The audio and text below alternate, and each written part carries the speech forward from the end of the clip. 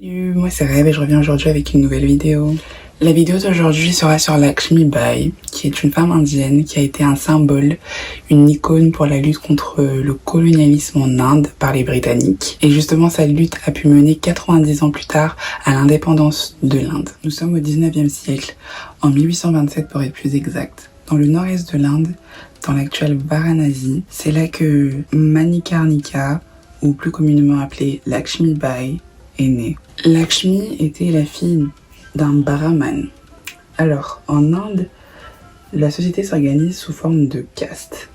Les castes sont une construction sociale, un peu comme une classe sociale en fait, qui est déterminée par la famille d'où on vient à la naissance. Il y a les castes très élevées, il y a les castes faibles. Et en gros, les castes déterminent les personnes qu'on fréquente, les personnes avec lesquelles on va se marier. C'est quelque chose de très très important en Inde et je crois aussi dans d'autres pays. Mais du coup, les castes déterminent aussi l'éducation qu'on va recevoir et comment on sera traité par les autres personnes de la société. Donc Lakshmi était issue d'une famille de brahmanes. Son père était brahman, son père travaillait pour la cour du premier ministre.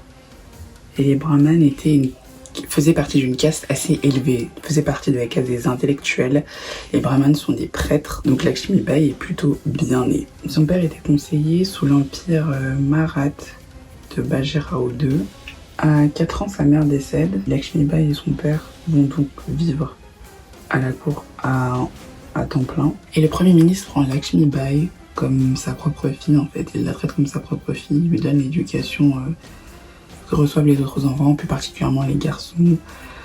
Pour une fille, à cette époque-là, elle reçoit une éducation plutôt inhabituelle. Elle apprend les arts martiaux, l'escrime, à monter à cheval, apprend à se bagarrer.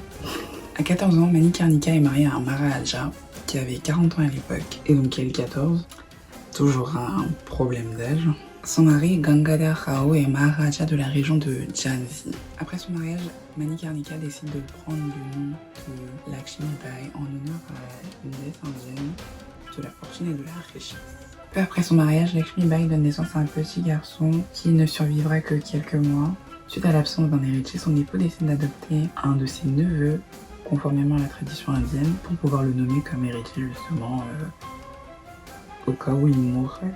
Son mari décède peu après avoir adopté leur fils, Damodar Rao, et comme le fils était mineur, c'est donc Lakshmi Bai qui devient la régente pour le diriger à la place de l'enfant. En Inde, c'était totalement normal. Quand Rao n'arrivait pas à avoir d'héritier légitime, il adopte un proche parent pour pouvoir le succéder, pour justement empêcher que le trône reste vide. Mais le problème, c'est qu'à l'époque, les Britanniques étaient déjà bien ancrés en Inde, et que leur but était de dominer l'Inde au maximum, enfin de mettre l'Inde sous domination britannique. Donc ils profitent justement que pas mal de chefs de territoire meurent sans héritier pour pouvoir leur usurper leur trône, parce que eux ne reconnaissent pas cette pratique d'adoption comme légitime. Mais personne n'a rien demandé, donc quoi.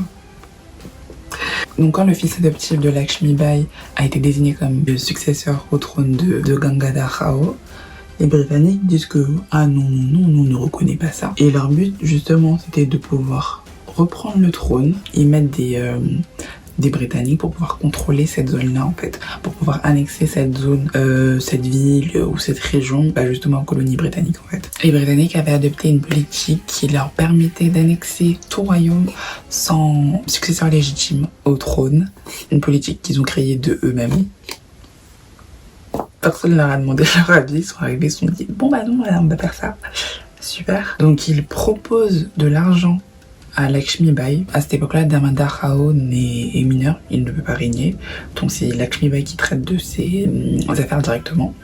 Et donc les Britanniques offrent de l'argent à Lakshmi Bai, en gros pour la faire taire en fait, pour lui dire clairement prends ton argent et puis reste tranquille. Mais Lakshmi Bai elle refuse l'argent. Elle sait très bien que le trône revient légitimement à son fils et elle va se battre en fait. Imaginez-vous, vous savez que vous êtes légitime pour quelque chose, en plus là c'est une place de royauté, une personne tierce, une personne totalement étrangère à vos coutumes, à votre façon de vivre, qui manque de respect total en fait à toutes vos traditions, arrive et pense avoir le droit de vous dire de partir. Est-ce que c'est normal?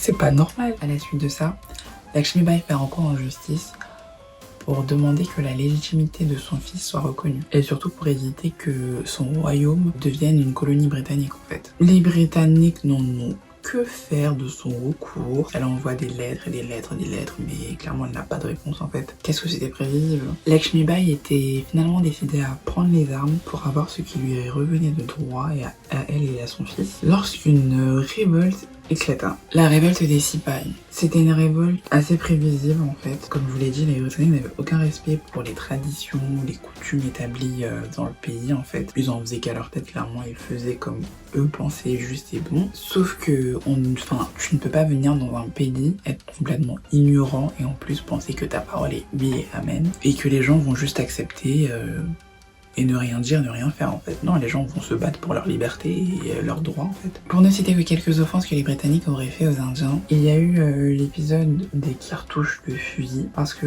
les cartouches de fusil que ramenaient les Britanniques pour les Indiens étaient lubrifiées de graisse de porc et de bœuf. Sauf que les Indiens, musulmans ou hindous, ne mangent pas de porc ni de bœuf. Les Britanniques n'en ont que faire. Et le problème en fait était que les Indiens devaient retirer les cartouches avec leurs dents. Et comme ils ne consommaient ni de porc ni de bœuf, en fait, c'était une erreur vraiment insensible. Les Britanniques avaient ramené des missionnaires chrétiens et en 1850, une loi a été votée que les chrétiens en Inde avaient plus de droits que les hindous d'hériter des propriétés ancestrales. Je sais pas si pour vous c'est n'importe quoi ou comme moi ou...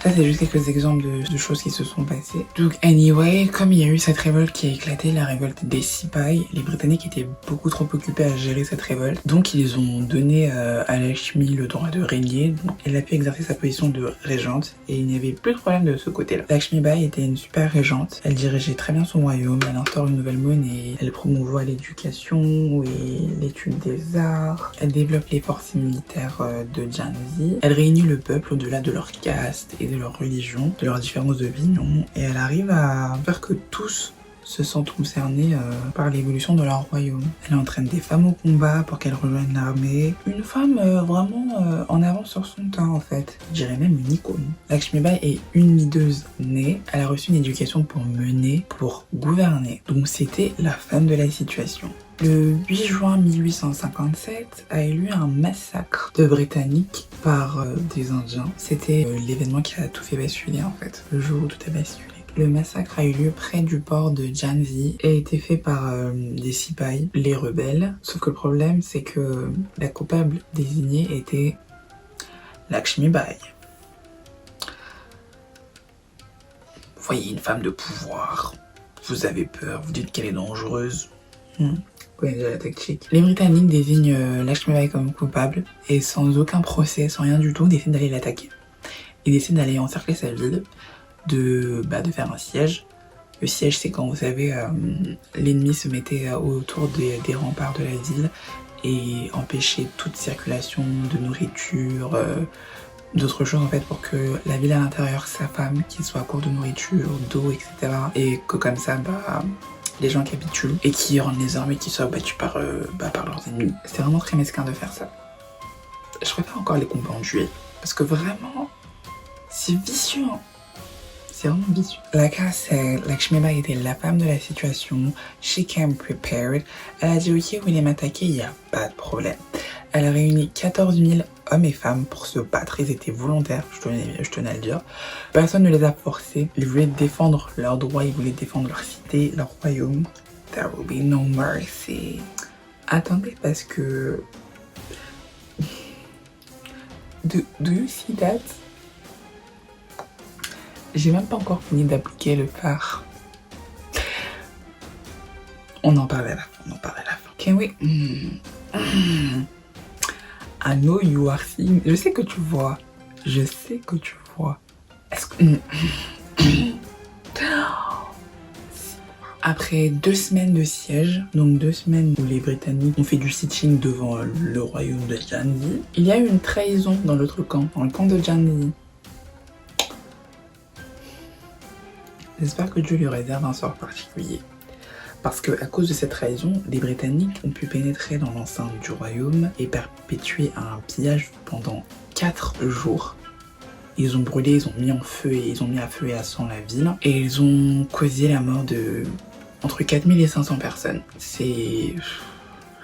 Lakshmi Bai arrive à s'enfuir avec son fils et quelques gardes. Elle fuit dans le désert de Kalpi afin de rejoindre les rebelles de Tachato pour se battre contre les Britanniques. Comme elle avait déjà perdu dans son royaume, elle ne perd pas la face et veut quand même gagner cette lutte contre la domination britannique. C'est le 17 juin 1858, dans la dernière bataille de la rébellion indienne, que les troupes rebelles constituée de Lakshmi Bai et les Britanniques vont s'affronter. On a toujours notre belle et grande Lakshmi Bai qui commande les troupes, vêtue comme un homme, se battant avec 2 épées dans les mains. Elle a vraiment cette image de guerrière féroce, presque irréelle, qui défie tous les hommes. Même si les Britanniques voulaient sa mort, ils reconnaissent quand même qu'elle était belle, intelligente, très rusée, et la considéraient comme dangereuse en fait, dangereuse parce qu'elle n'était pas dans leur camp. Mais même ses ennemis étaient obligés de reconnaître que c'était une adversaire très redoutable. C'est ce même 17 juin que Lakshmi Bai va trouver la mort au combat, tuée par les Britanniques. Elle est tuée d'une balle dans le dos et son fils et ses troupes sont obligés de battre en retraite ce jour-là. C'est la fin de l'histoire. Lakshmi Bai était une héroïne, à la limite entre le mythe et la réalité. J'ai trouvé cette histoire très inspirante, de toujours se battre pour ce en quoi l'on croit et pour défendre ses valeurs et ses traditions et sa culture et tout le reste en fait. Je vous attends en commentaire pour me donner vos retours, vos avis, tout ce que vous pensez, tout ce que vous avez envie de me dire. Et je vous dis à plus tard pour une nouvelle histoire. Eh bébé, je vois que tu n'as pas liké la vidéo, que tu ne t'es pas abonné à la chaîne, que tu n'as pas activé les notifications et que tu n'as laissé aucun commentaire. Qu'est-ce que t'attends? Bah moi je vais t'attendre, hein.